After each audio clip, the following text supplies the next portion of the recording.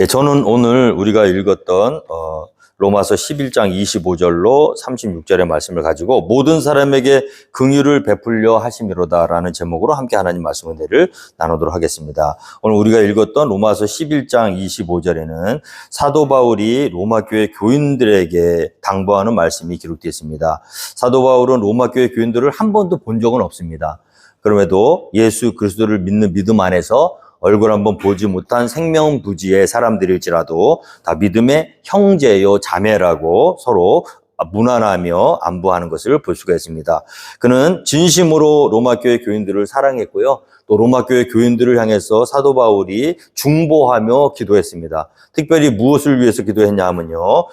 형제들아 너희가 스스로 지혜 있다 하면서 이 신비를 너희가 모르기를 내가 원하지 아니하노라 하고 사도 바울이 로마교회 교인들에게 신비를 알 수 있도록 해달라고 기도하는 중보기도의 모습을 우리가 볼 수 있습니다.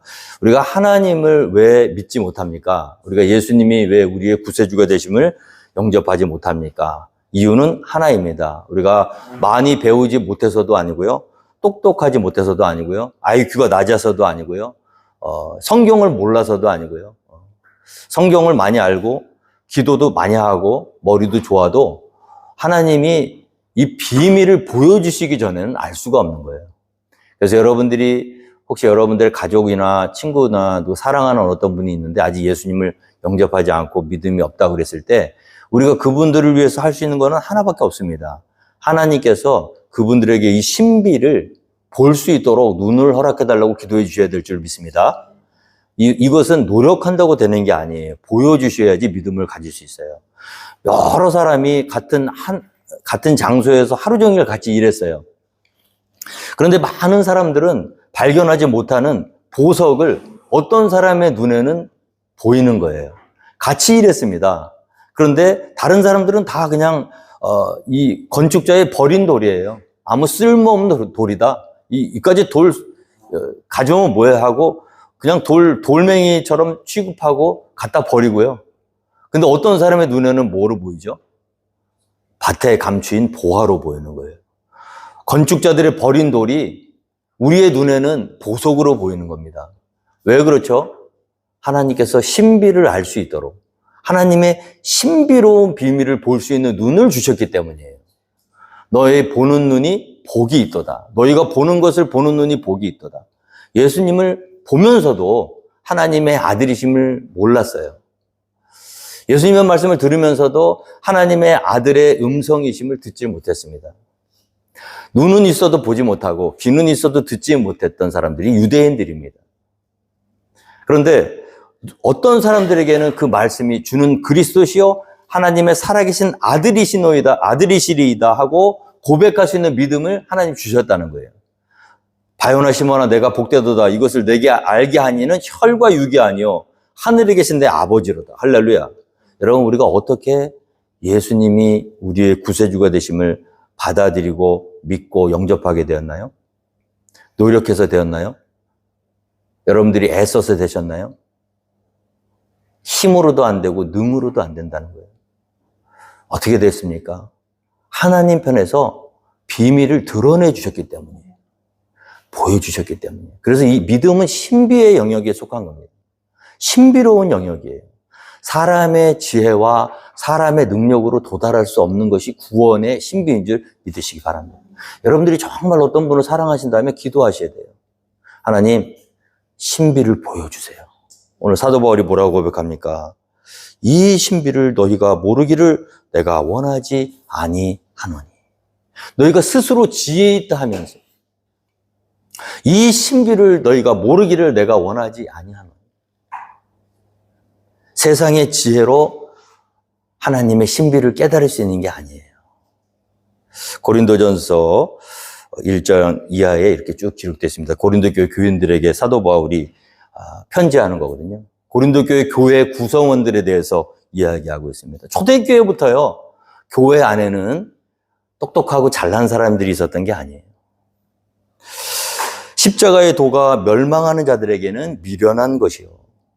십자가의 내용은 받아들이기 어려운 겁니다. 미련한 겁니다. 구원을 받을 우리에게는 하나님의 능력이 되지만 세상 사람들에게는 십자가? 그게 뭔데? 왜 그걸 우리가 믿어야 돼? 내가 믿을 수 있도록 납득시켜봐. 헬라에는 지혜를 찾죠. 유대인은 표적을 구합니다. 내가 믿을 수 있도록 기적을 보여봐.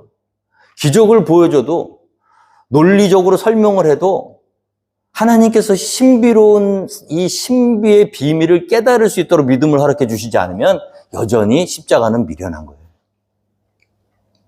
기록된 바 내가 지혜 있는 자들의 지혜를 멸하고 총명한 자들의 총명을 폐하리라 하였으니, 세상에 지혜 있고 세상에 총명, 머리 좋은 사람들, 그 좋은 머리와 그 깊은 지혜로 하나님의 신비에 도달할 수 없다는 거예요. 하나님께서 그렇게 만드신 거예요. 인간의 한정적인 지혜, 인간의 한계 있는 총명, 하나님께서 어둡게 하셨다는 거예요. 하나님의 신비는 그와 같이 인간의 지혜와 인간의 총명으로부터 비롯되는 게 아니라는 거예요. 지혜 있는 자가 어디 있느냐? 선비가 어디 있느냐? 이 세대 변론가가 어디 있느냐? 하나님께서 이 세상의 지혜를 미련하게 하신 것이 아니냐. 아무리 지혜롭고 아무리 말을 잘하고 아무리 논리적으로 설득력 있는 말을 전해도 그것 때문에 믿는 게 아니에요. 그래서 저는 기독교 변증가들 조심하셔야 됩니다. 물론 그런 노력 자체를 우리가 무시할 필요는 없어요. C.S. 루이스라든지 이런 훌륭한 분들, 분명히 세상 사람들에게 지적인 욕구를 충족하기 원하는 사람들에게 기독교에 대한 논리를 잘 설명해주고 하는 게 도움이 될 수는 있어요. 그러나 그렇다고 해서 믿음을 가질 수 있는 건 아니에요. 우리가 요즘 성경 공부를 하는데 너무 재미있거든요.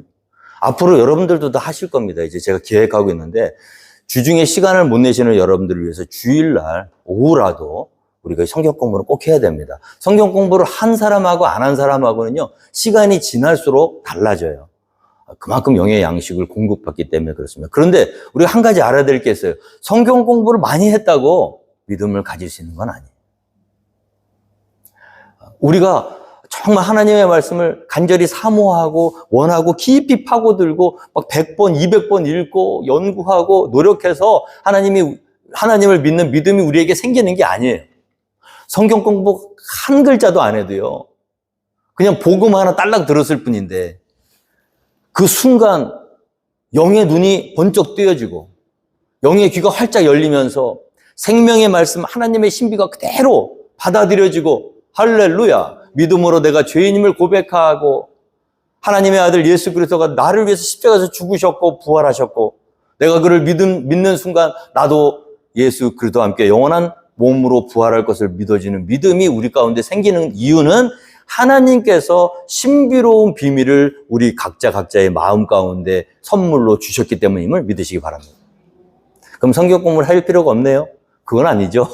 우리가 믿음을 가지고 있고 그 믿음을 점점 더 장성한 분량에 이르도록 자라게 하기 위해서 우리가 성경 공부도 하고 몸된 모임도 해야 될 줄로 믿습니다. 하나님의 지혜에 있어서는 이 세상이 자기 지혜로 하나님을 알지 못함으로 하나님께서 전도에 미련한 것으로 믿는 자들을 구원하시기를 기뻐하셨도다. 그러니까 여러분, 우리가 누군가를 전도할 때 전도의 내용에 대해서 너무 고민하면요, 전도 못합니다. 신학대학을 나오고 MDB를 졸업하고 신학 박사 학위를 있어야 예수님을 전할 수 있는 게 아니에요. 그런 식으로 사람이 변화되는 게 아닙니다. 전도는 미련한 방법으로 하는 거예요. 사도 바울도 세상 지혜로 사람들에게 전도하지 않았고요, 하나님의 미련한 전도의 방법으로 전도한 줄 믿으시기 바랍니다. 사도 바울이 능력이 뛰어나서 사람들이 그의 전도를 듣고 변화되는 게 아니에요. 하나님께서 사도 바울을 사용하셔서 그가 전도할 때 전도를 듣는 사람들이, 복음을 듣는 사람들이 마음의 문이 열리고 눈이 떨어지고 귀가 열리게 하심으로 말미암아 하나님의 신비를 깨닫고 변화될 수 있도록 주의 성령께서 역사하셨기 때문에 사도 바울이 많은 열매를 맺었는 줄 믿으시기 바랍니다. 마찬가지로 우리도 마찬가지입니다. 전도는 목사님이나 하는 거지, 신학 공부를 많이 한 사람들이나 하는 거지. 안 그래요. 아프리카나 헤일이나 어딜 가서 간단하게 예수 그리스도를 우리가 사형리를 통해서 간단하게 요한복음 3장 16절을 통해서 간단하게 전했을 때 그 단순한 사실을 하나님이 믿을 수 있도록 그들에게 믿음을 허락해 주시면, 신비의 믿음을 허락해 주시면 변화되는 줄 믿으시기 바랍니다.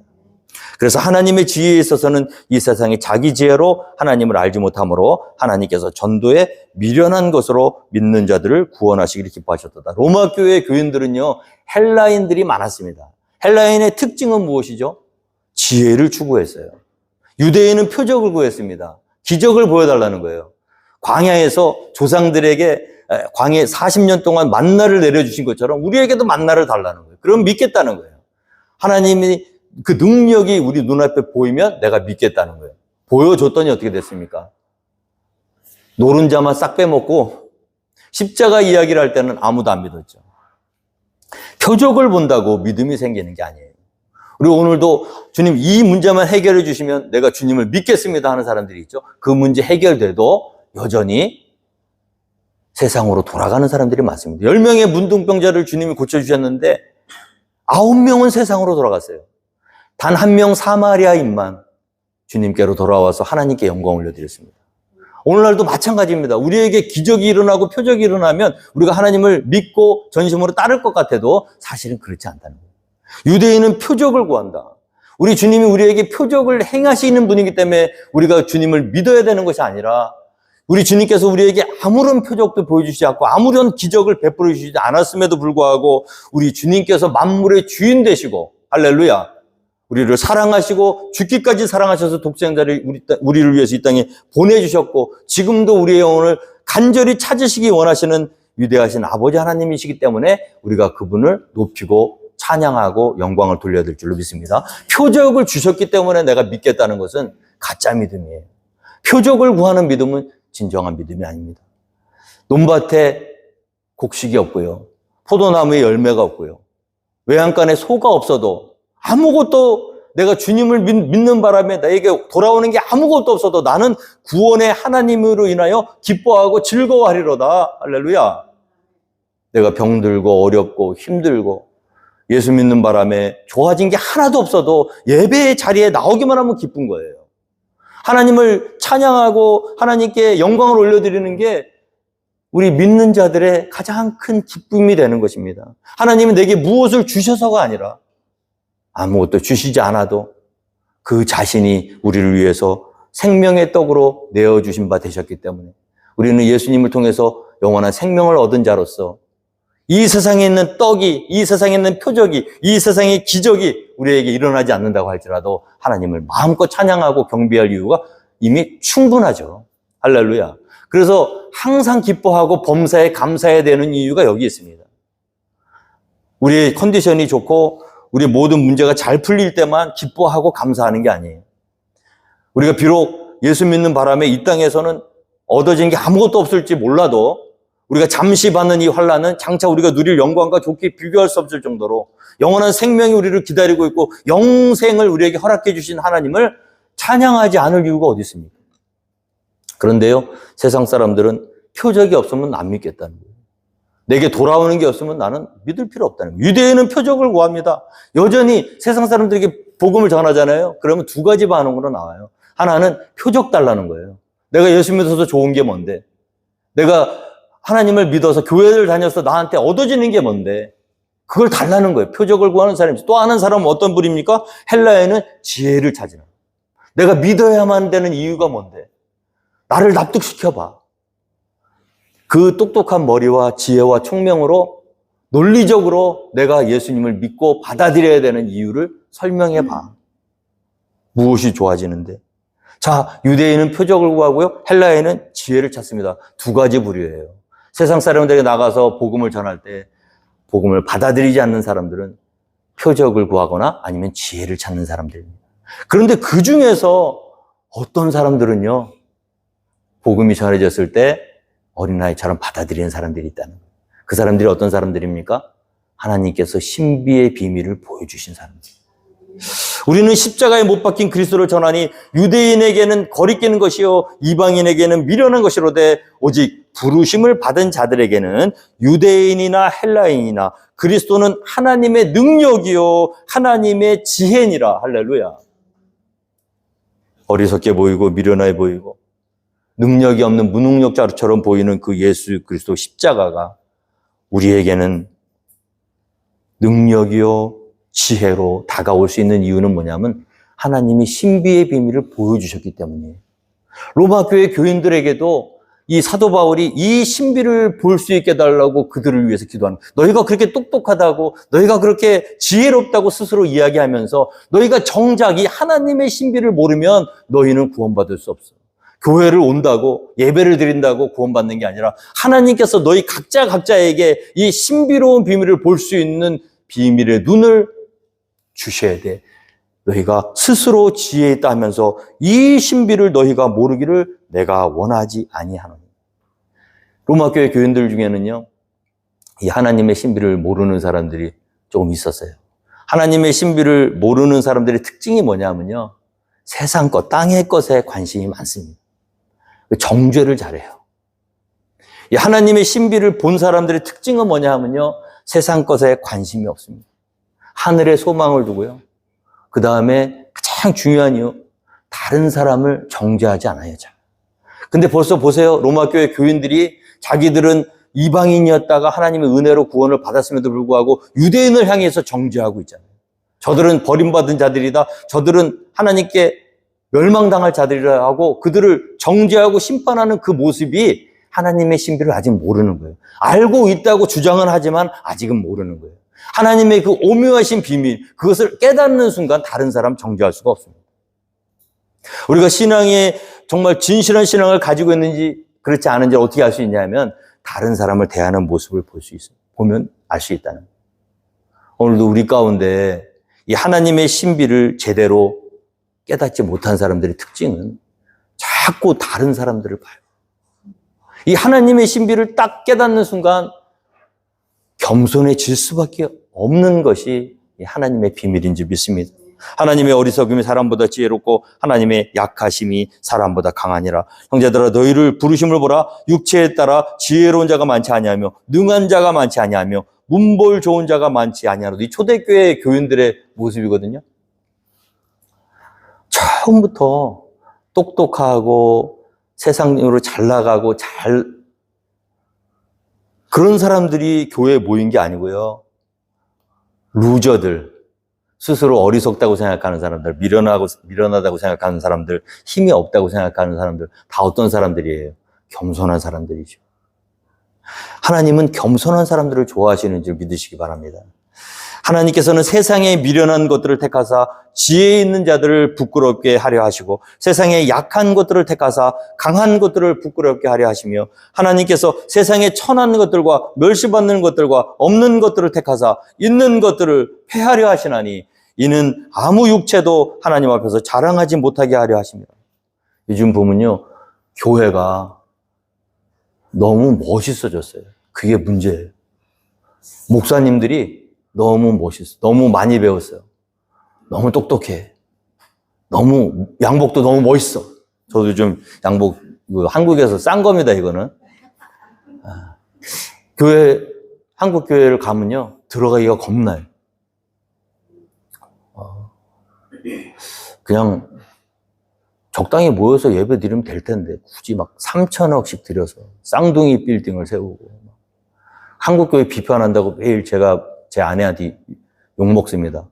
다른 사람이 저는 또 비판하는 게 아니라, 비판하는 게 아니고, 비판 안 할게 또 고개를 막 이러시는데. 예수님의, 보세요. 어떻게 되어 있습니까? 너희 가운데, 보세요. 형제들아, 너희를 부르심을 보라. 육체를 따라 지혜로운 자가 많지 아니하며, 능한 자가 많지 아니하며, 문벌 좋은 자가 많지 아니하도다. 강남에 있는 어떤 교회는요, 국회의원, 장관, 장차관들, 사장, 주차 요원이 대통령이야. 전직 대통령. 거기에 가난하고 문벌 없고 못 배우고 소외된 사람이 그 교회를 들어가려면 못 들어가요. 또 옷부터가 벌써 구질구질하고요. 들어가서 앉아있기가 민망해요. 어떤 사람이 그랬대죠. 교회는 가고 싶은데 교회 너무나 멋진 교회 사람들이 양복을 차려입고 너무 진짜 멋있게 있어서 예배는 드리고 싶은데 못 드리고 문 밖에서 이렇게 나도 저기 들어가서 예배 드리고 싶다 이렇게 구경하고 있는데 가만 보니까 한 사람이 더 바깥에서 서성거리더라는 거야. 그래서 당신은 왜 안 들어가냐 그러니까 나는 예수인데 나도 못 들어가겠다. 괜찮아. 나도 못 들어가 저 교회.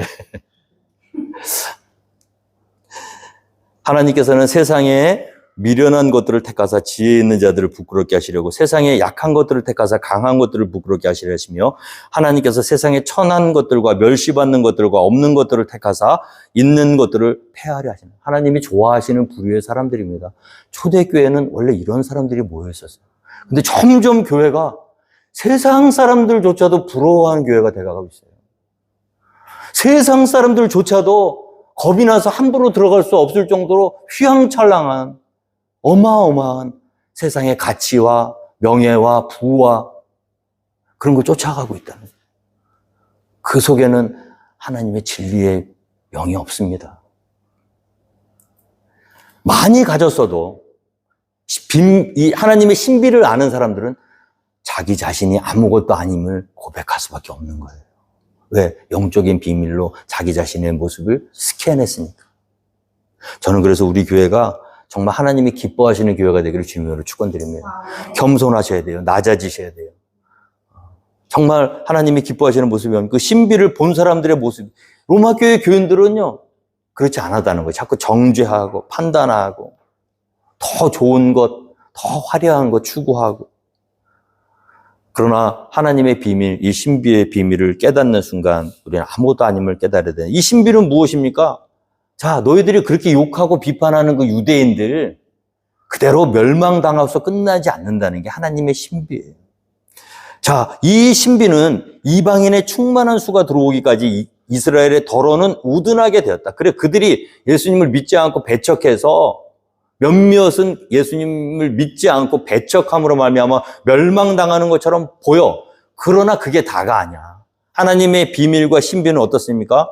이스라엘이 이방인이 충만한 수가 하나님의 백성이 된 다음에는 이스라엘은 다시 회복될 거야. 할렐루야. 이것이 하나님의 구원 계획의 비밀이라는 거예요. 우리가 알고 있는 게 다가 아니라는 거예요. 지금은 비록 그들이 예수님을 리젝하고 거절해서 멸망받을 것 같이 보이지만 하나님께서 그들에게 약속하셨기 때문에 지금은 비록 그들이 십자가의 원수 노릇을 하고 있지만 하나님께서 반드시 때가 되면 다시 찾아오셔서 그들을 용서하시고 그들의 죄를 없이 하시고 다시 하나님의 자녀로 불러주신다. 이것이 하나님이 계획해 놓으신 비밀이고 구원의 신비라는 거예요. 그것을 너희들이 알아야 된다는 거예요. 정죄하지 말고 온 이스라엘이 구원을 받으리라 기록된 바 구원자가 시온에서 오사 야곱에게서 경건하지 않은 것을 돌이키시겠고 그들은 여전히 경건하지 않아요. 그런데 경건하지 않은 채로 멸망당하도록 하나님이 버려두시지 않는다는 얘기예요. 왜? 약속하셨기 때문에. 약속이 정말 중요합니다. 요즘 우리가 에스라서, 새벽기도 에스라서를 읽고 있는데요. 이스라엘이 하나님 말 안 듣다가 고통당하고 사람들에게 끌려가서 바벨론에 끌려가서 70년 동안 종노릇을 했어요. 지난주 우리 새벽기도의 설교 때. 자, 그 수백 킬로 떨어진 이방 나라에 끌려가서 70년이면은 3대가 지나는 시대입니다. 할아버지, 아버지, 손자까지.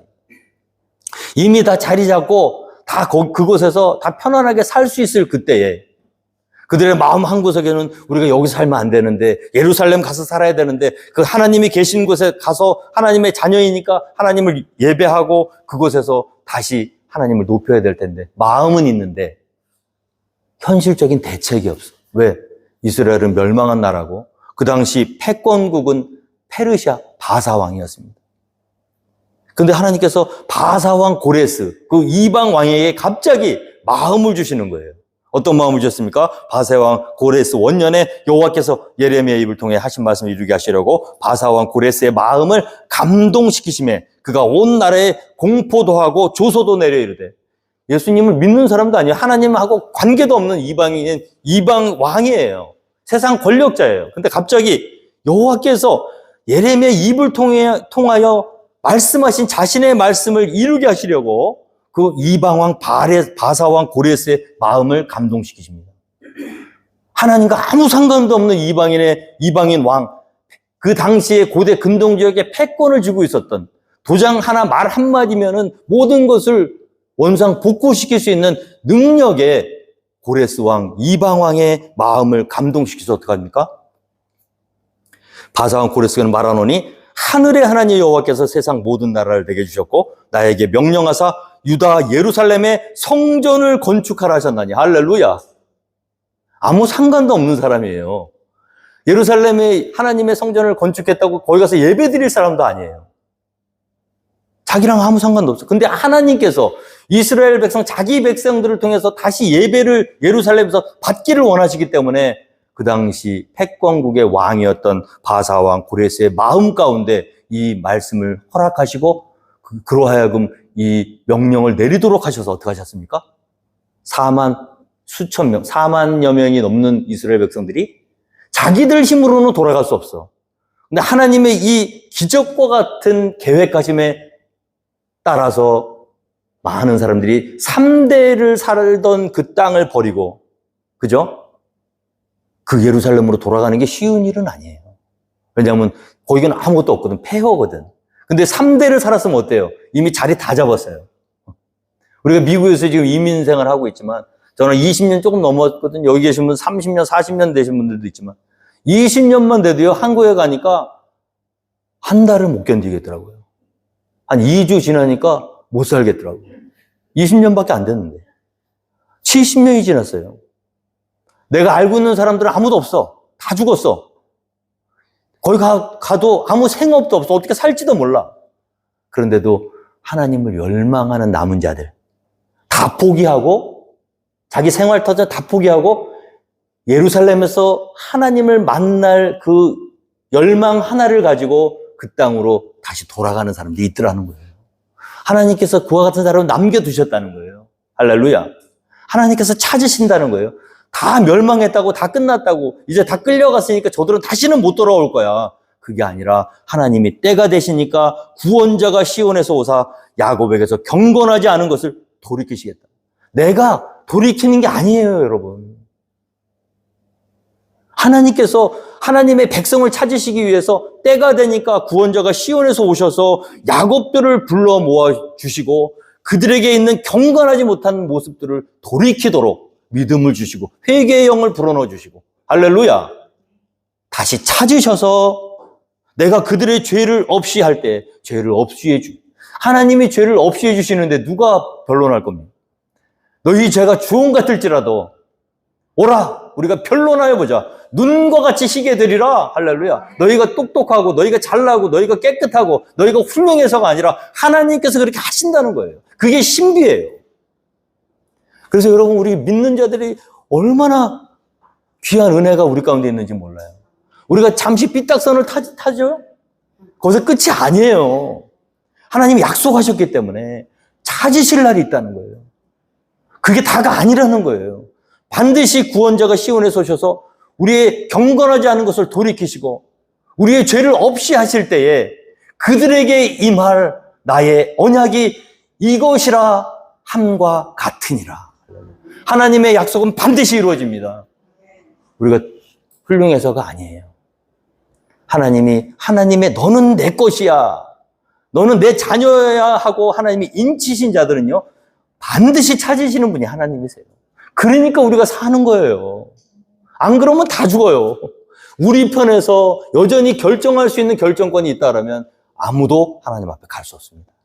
하나님께서 하나님의 자신의 약속을 이루시기 위해서 신실하신 하나님이 70년이 아니라 700년이 아니라 7000년이 오른 뒤에라도 반드시 시온에서 다시 오셔서 우리의 죄를 없이 하시고 경건하지 않은 걸 돌이키시고 그동안 지었던 모든 죄를 회개케 하시고 하나님의 자녀로 불러주시니까 우리가 사는 거예요. 그게 신비예요. 오늘 여러분, 바람 앞에 촛불처럼 이리저리 우리의 잘못된 어떤 연약한 그런 모습 하나에 왔다 갔다 한다면 누가 살아남겠어요? 아무도 못 살아남아요.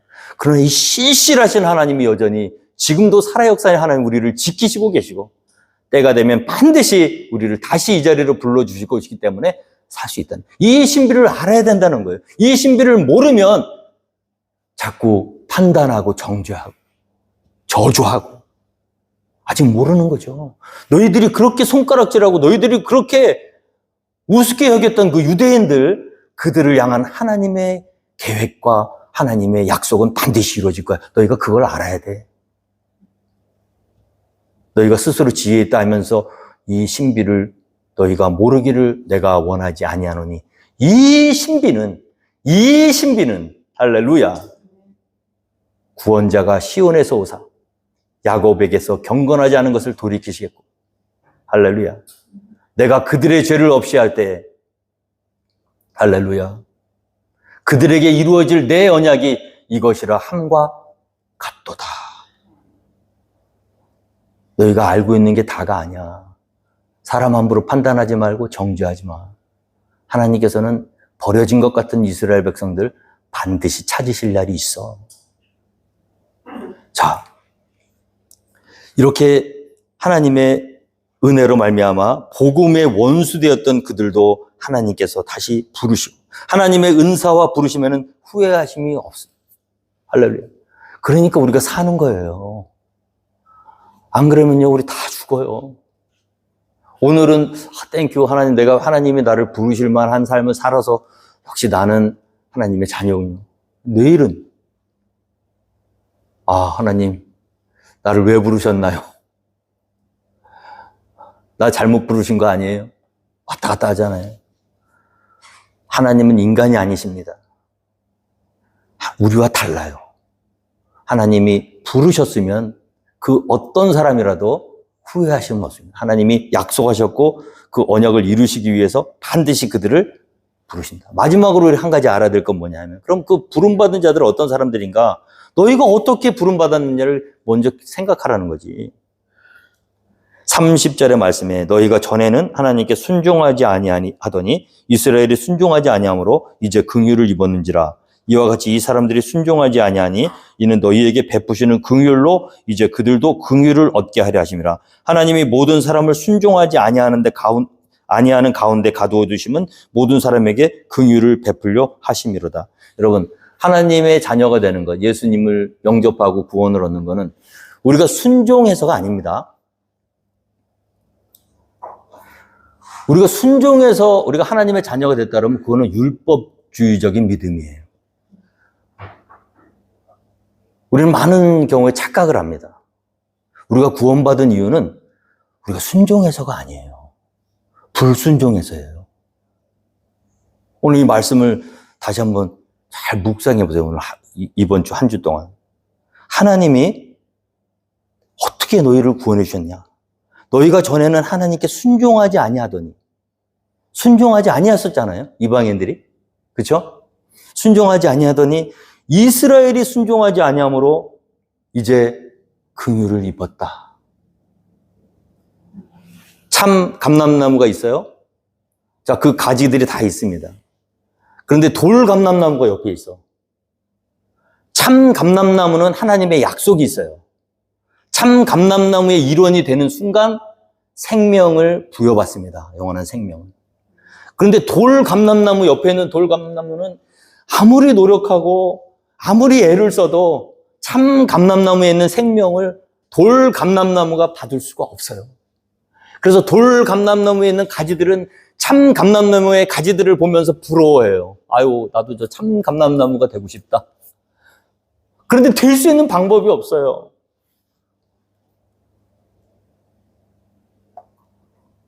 참 감람나무에서 가지 몇 개가 뚝뚝 부러져 나가야 그 부러져 나간 가지에 돌 감람나무의 가지가 접 붙이심을 통하여 참 감람나무의 일원이 되는 방법밖에는 다른 방법이 없다는 거예요. 구원의 길은 하나입니다. 예수 그리스도. 하나님께서 모든 인간에게 영원한 생명을 약속하신 것은 예수 그리스도를 통한 하나님의 구원의 약속이에요. 그 구원의 약속에 끼어들지 못한 이방인들은 죽었다 깨나도 구원의 생명을, 영원한 생명을 받아 누릴 방법이 없는데, 다행히도 그 참 감람나무에 붙어있던 가지 몇 가지들이 자기들이 받은 큰 은혜도 깨닫지 못하고 팥죽 한 그릇에 영원한 생명을 허락하신 하나님의 약속과 바꾸어서 망령된 행실을 하며 스스로 하나님의 언약을 거부했기 때문에 부러져 나가는 가지들이 생겼고, 그 바람에 너희가 불순종하던 돌 감람나무였던 너희가 접붙이심을 통하여 지금 하나님의 자녀가 되었다는 거지. 놀랍지 않습니까, 여러분? 우리가 어떻게 구원받게 되었다고요? 죽을 뻔했어요, 우리. 이스라엘 사람들한테 감사하셔야 돼요. 이스라엘 사람들이 순종했잖아요? 끝났어요. 불순종했기 때문에 공석이 생겼고 하나님의 구원의 방주에 탈 수 있는 자리가 났고, 그 몇 안 되는 자리를 우리가 차지한 거야. 어떻게? 하나님의 긍휼하심으로. 긍휼. 할렐루야? 긍휼이 없잖아요. 불쌍히 여기시지 않았잖아요. 죽는 거예요. 우리가 믿음을 가진 거는 하나님이 우리를 불쌍히 여기셔서 살려주고 싶어가지고 신비로운 비밀을 보여주시고 믿을 수 있도록 인도해 주셨기 때문에 우리가 접붙이심을 받게 된 거예요. 노력해서. 그러니까 보세요. 오늘 말씀 보세요. 이는 너희가 전에는 하나님께 순종하지 아니하더니 이스라엘이 순종하지 아니함으로 이제 긍휼을 입었는지라. 자, 이와 같이 이 사람들이 순종하지 아니하니, 이 사람들은 어떤 사람들이에요? 떨어져 나간 가지들이에요. 떨어져 나간 가지들. 그들은 여전히 떨어져 나가서 순종하지 아니하고 있잖아요. 그러니까 이제 접붙이심을 통해서 참 감람나무에 붙어있는 이방인들이 자기 자리에 원래 있었던 떨어져 나간 가지를 바라보면서 저들은 멸망당할 자들이다, 저들은 구원이 없다 하고 손가락질하는 그들이 지금 뭐 하고 있어요? 순종하지 않고 있는 거잖아요. 과거에 내가 어땠어요? 순종하지 않았잖아요. 근데 순종해서 하나님 자녀가 된 게 아닙니다. 순종하지 않았는데 하나님이 은혜로 그 불순종의 악한 영을 잠재우시고, 우리가 아직 죄인 되었을 때 우리를 사랑하셔서 하나님께서 강권적으로 역사하셔서 믿음을 주시고 긍휼하심을 통해서 하나님의 자녀가 되게 한 것입니다. 그것처럼 저 떨어져 나간 자녀들이 지금 순종하지 않고 있지만, 그들이 이렇게 순종하지 않는 이유는 무엇입니까? 31절에 이와 같이 이 사람들이 순종하지 아니하니 이는 너희에게 베푸시는 긍휼로 이제 그들도 긍휼을 얻게 하려 하심이라. 할렐루야.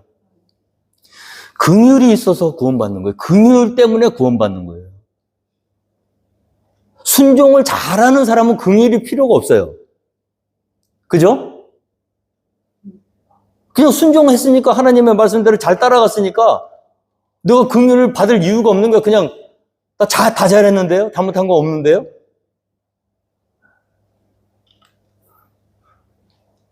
근데 구원에 있어서만큼은요, 그런 사람은 한 명도 없다는 거야. 모든 사람이 죄를 범하였음에 하나님의 영광에 이르지 못하더니. 할렐루야.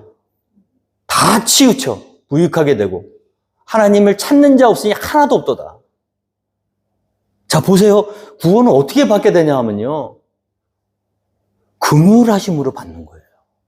순종함으로 받는 게 아니에요. 순종함으로 받으려니까 어떻게 돼요? 자꾸 율법주의적인 믿음이 되는 거예요. 그러면 내가 잘해서 하나님께 구원받고 영광을 받는 것까지는 좋아요. 그럼 그렇게 되면 어떻게 돼요? 될 수도 없지만 서로 됐다고 해도 문제가 생겨. 교만이 생기고요. 그 다음에 다른 사람 정죄하고. 거기엔 생명이 없습니다. 어떤 사람이 구원의 생명을 받을 수 있냐면, 나는 아니었는데, 나는 죄인이었는데, 나는 죽었다 깨어나도 하나님의 은혜를 받을 수 없는데, 하나님 어떻게 나처럼 이렇게 악한 사람을 하나님 긍휼하셔서, 긍휼하심을 통해서 하나님 자녀에게 되게 해주셨습니까? 할렐루야. 하나님 감사합니다. 아이고 하나님 감사합니다. 범사에 감사. 항상 기뻐하고. 할렐루야. 그럴 수밖에 없는 거죠. 왜? 내가 구원받은 이유는 내 공로가 아니라 하나님의 긍휼하심 때문이니까. 마찬가지로 우리가 그렇게 긍휼을 받은 자라면, 지금 비록 불순종으로 고통을 겪고 있는 형제가 있다 그러면 판단해서는 안 되죠. 자, 왜 안 되냐? 이와 같이 이 사람들이 순종하지 아니하니 그 이유는 이는 너희에게 베푸시는 긍휼로 이제 그들도 긍휼을 얻게 하려 하심이라. 그 이스라엘 백성들이 구원을 받는 방법은 하나밖에 없어요. 긍휼을 받는 거예요. 율법을 통해서가 아니에요. 그래서 율법을 잘 지키려고 하다가 더 점점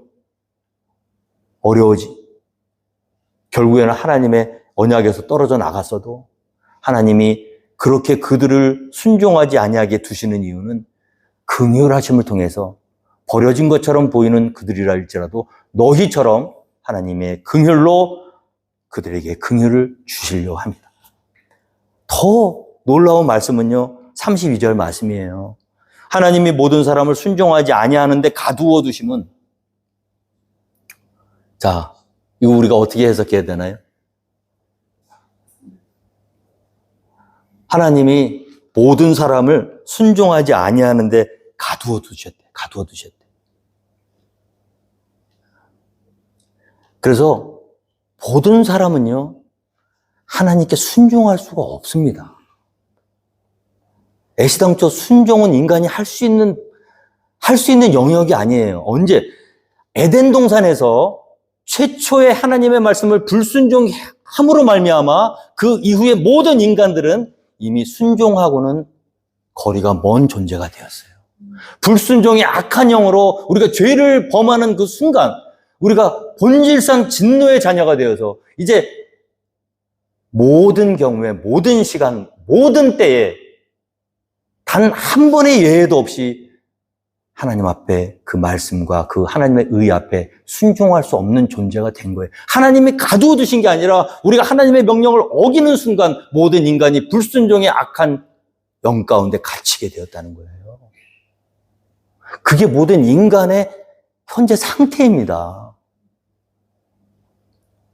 예외가 없어요. 유대인 아니라 이방인, 헬라인, 어떤 사람도. 율법의 의로 흠없이 살았던 히브리인 중에 히브리인이요, 바리새파이고 베냐민 지파고 가말리엘 문하였고 율법의 의로는 흠이 없어 난지 8일 만에 할례를 받았고 그럼에도 불구하고 그에게 없었던 게 뭐예요? 순종할 수 있는 능력. 왜? 에덴 동산에 불순종할 그 순간부터 모든 인간이 그런 상태에 놓이게 되었다. 자, 근데 그게 다가 아니에요.